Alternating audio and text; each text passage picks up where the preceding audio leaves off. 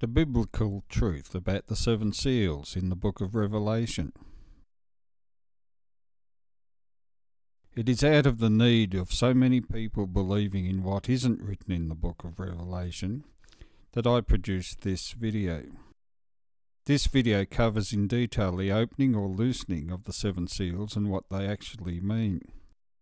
The doctrines about the opening of the seals are the foundations that the trumpets and the tribulation theories are built on. Your understanding about the opening of the seals must be correct, or you will be misled. So a quick visit to the book of Daniel, which is another prophetic book, to help us understand the meaning of the seals in the book of Revelation of the Bible. Daniel 8:26. And the vision of the evenings and the mornings, which was told, is true. Therefore seal up the vision, for it refers to many days in the future. That is, a prophecy. Daniel 9:24. To seal up vision and prophecy, and to anoint the most holy. Daniel 12:4. But you, Daniel, shut up the words and seal this book, until the time of the end. Many shall run to and fro, and knowledge shall increase. According to these three verses in Daniel, seals on a book or a scroll are there to seal up visions, prophecies, and words. And these visions, prophecies, and words will be understood as we approach the time of the end, and as knowledge increases. Now we know that it is visions, prophecies, and words that are sealed in books and scrolls. So let's read about the seals in the book of Revelation. Revelation chapter 5. And I saw in the right hand of him who sat on the throne a scroll written inside and on the back, sealed with seven seals. God spoke to me recently. The law is written on the back of this scroll. Jesus fulfilled the law, and he is therefore worthy to open it. Then I saw a strong angel proclaiming with a loud voice, Who is worthy to open the scroll and to loose its seals? And no one in heaven or on the earth or under the earth was able to open the scroll or look at it. Let's pause for a moment and reflect on what this verse is actually saying. At the time of this verse, there was no one worthy anywhere who could open the scroll. This would include Jesus. But we know that the crucified Jesus is worthy. So where is Jesus?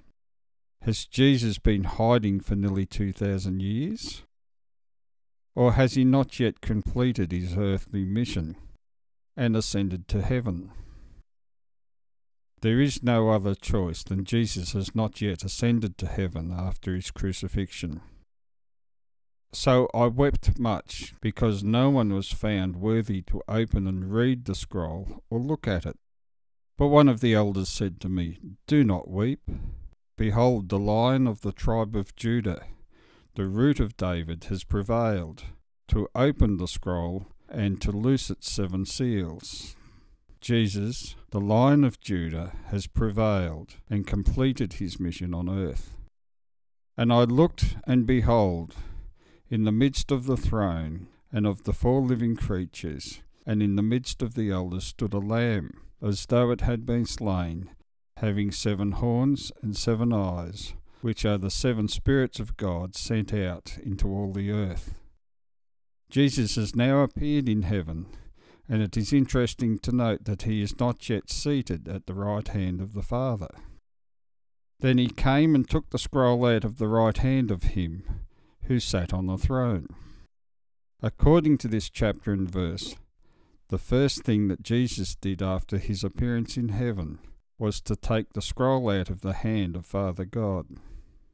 Now when he had taken the scroll, the 4 living creatures and the 24 elders fell down before the Lamb, each having a harp and golden bowls full of incense, which are the prayers of the saints.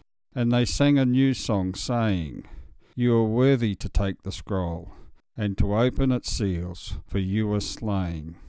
It is clear that Jesus has now ascended into heaven, and have redeemed us to God by your blood, out of every tribe and tongue and people and nation, and have made us kings and priests to our God, and we shall reign on the earth.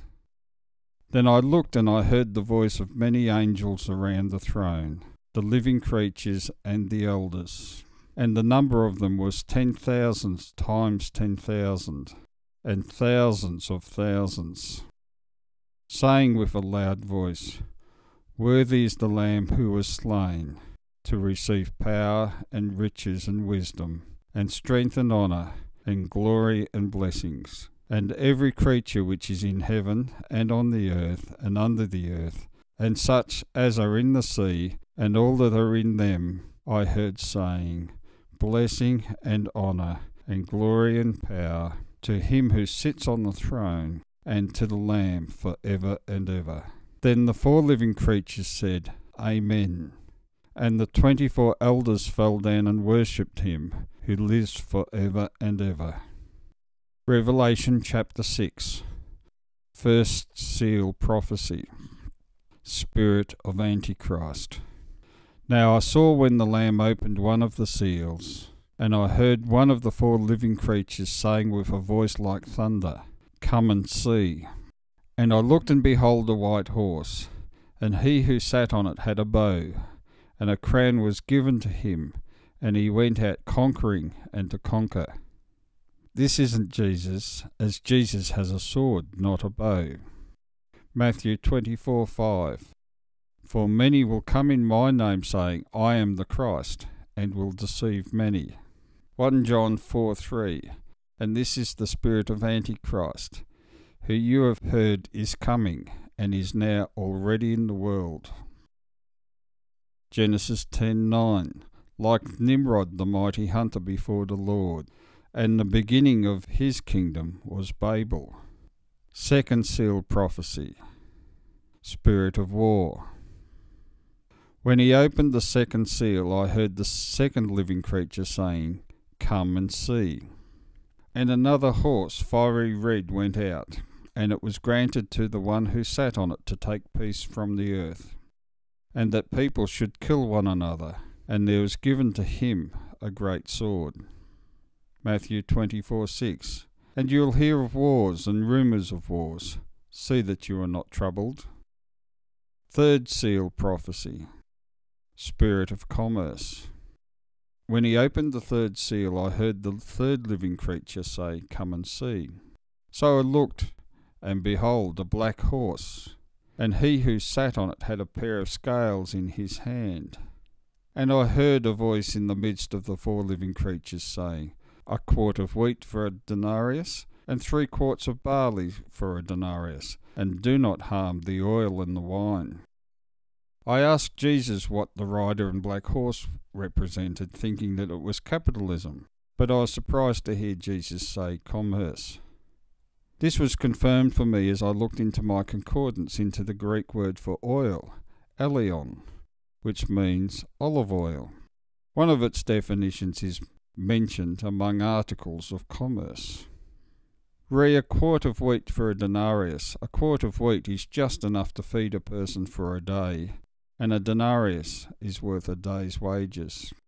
This has been fulfilled with modern-day commerce relying on third-world countries to produce very cheap goods by only paying their employees enough to feed themselves. Fourth seal prophecy. Spirit of Islam. When he opened the 4th seal, I heard the voice of the 4th living creature saying, Come and see. So I looked, and behold a pale horse. Pale comes from the Greek word chloros, which means pale green. And the name of him who sat on it was Death, and Hades followed with him. And power was given to them over 1/4 of the earth to kill with sword, with hunger, with death, and by the beasts of the earth. This is one of the most misinterpreted verses in the book of Revelation. And power was given to them over 1/4 of the earth. 1/4 of the earth is the area that this spirit has control or power. Islam is a controlling religion using fear to kill with sword, with hunger, with death, and by the beasts of the earth. These verses do not mean that everyone that the Spirit has power over is killed, but it has power over a quarter of the earth. Islam is estimated to control 23%, approximately 1/4 of the world's population. And beasts in Revelation are kingdoms. These beasts are Islamic groups, countries that kill to control. As can be seen by the darker areas of this world map, Islam easily controls a fourth of the earth. Fifth seal prophecy, cry of the martyrs. When he opened the fifth seal, I saw under the altar the souls of those who had been slain for the word of God, and for the testimony which they held. And they cried with a loud voice, saying, How long, O Lord, holy and true, until you judge and avenge our blood on those who dwell on the earth? Then a white robe was given to each of them, and it was said to them that they should rest a little while longer, until both the number of their fellow servants and their brethren, who would be killed as they were, was completed. The fifth seal prophecy takes place in heaven. We are unlikely to know when this takes place, but we can be sure that there will continue to be believers martyred until the return of Jesus. Note that the fifth seal cannot be a judgment, and the concept of the 7 judgment seals is false. Sixth seal prophecy, day of wrath. I looked when he opened the sixth seal, and behold, there was a great earthquake, and the sun became black as sackcloth of hair, and the moon became like blood, and the stars of heaven fell to earth as a fig tree drops its late figs, when it is shaken by a mighty wind. Then the sky receded as a scroll when it is rolled up, and every mountain and island was moved out of its place. And the kings of the earth, the great men, the rich men, the commanders, the mighty men, every slave and every free man hid themselves in the caves and in the rocks of the mountains, and said to the mountains and rocks, Fall on us, and hide us from the face of him who sits on the throne, and from the wrath of the Lamb. For the great day of his wrath has come, and who is able to stand? This prophecy is what most people have confused. It is clearly the day of wrath. The prophecies released by the opening of the seals are not a series of events, and indeed there is overlap between these prophecies. When we understand that it is a prophecy, we can then realise this and the other formally sealed prophecies are not actually a sequence of events. This prophecy actually belongs to the seventh or last trumpet, which is part of the extensive prophecy of the seventh seal. Revelation chapter 7. After these things I saw 4 angels standing at the 4 corners of the earth, holding the 4 winds of the earth, that the wind should not blow on the earth, on the sea, or on any tree. Then I saw another angel ascending from the east, having the seal of the living God. And he cried out with a loud voice to the 4 angels, to whom it was granted to harm the earth and the sea, saying, Do not harm the earth, the sea, or the trees, till we have sealed the servants of our God on their foreheads. My understanding is that the angels are holding back the winds. When the 144,000 have been sealed on their foreheads, the winds that they are holding back will be released, and very powerful storms will take place on the earth, seas, and trees. And I heard the number of those who were sealed, 144,000 of all the tribes of the children of Israel were sealed. Of the tribe of Judah, 12,000 were sealed. Of the tribe of Reuben, 12,000 were sealed.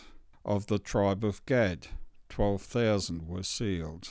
Of the tribe of Asher, 12,000 were sealed. To the tribe of Naphtali, 12,000 were sealed. Of the tribe of Manasseh, 12,000 were sealed. Of the tribe of Simeon, 12,000 were sealed.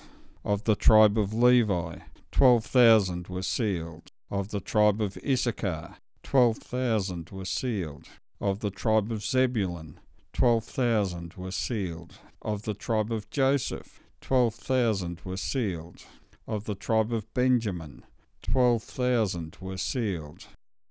After these things I looked, and behold, a great multitude which no one could number, of all nations, tribes, peoples, and tongues, standing before the throne and before the Lamb, clothed with white robes, with palm branches in their hands, and crying out with a loud voice, saying, Salvation belongs to our God, who sits on the throne, and to the Lamb. All the angels stood around the throne, and the elders and the 4 living creatures, and fell on their faces before the throne, and worshipped God, saying, Amen. Blessing and glory and wisdom, thanksgiving and honour and power and might be to our God for ever and ever. Amen. Then one of the elders answered, saying to me, Who are these arrayed in white robes, and where did they come from? And I said to him, Sir, you know. So he said to me, These are the ones who come out of the great tribulation. This is something that many won't want to hear, as this multitude are the ones who come out of the great tribulation. It would appear that there is a multitude that does go through the great tribulation. Throughout the Bible, Jews and Christians have been going through tribulation. We cannot come out of something if we are not already in it. And washed their robes, and made them white in the blood of the Lamb. Therefore they are before the throne of God, and serve him day and night in his temple. And he who sits on the throne will dwell among them. They shall neither hunger any more, nor thirst any more. The sun shall not strike them, nor any heat. For the Lamb who is in the midst of the throne will shepherd them, and lead them to living fountains of water, and God will wipe away every tear from their eyes. Revelation chapter 8. 7th seal prophecy. 7 trumpets. When he opened the 7th seal, there was silence in heaven for about half an hour. And I saw the 7 angels who stand before God, and to them were given 7 trumpets. Then another angel, having a golden censer, came and stood at the altar. He was given much incense, that he should offer it with the prayers of all the saints upon the golden altar which was before the throne. And the smoke of the incense, with the prayers of the saints, ascended before God from the angel's hand. Then the angel took the censer, filled it with fire from the altar, and threw it to the earth. And there were noises, thunderings, lightnings, and an earthquake. The fire from the altar is the outpouring of the Holy Spirit at the start of the 20th century, such as the Azusa Street revival in 1906 Los Angeles, which was accompanied by the 1906 San Francisco earthquake. So the 7 angels who had the 7 trumpets prepared themselves to sound. The rest of the 7th seal prophecy about the 7 trumpets is covered in detail in a previous video. 6 trumpets have been blown, followed by solving the riddle of the 2 witnesses.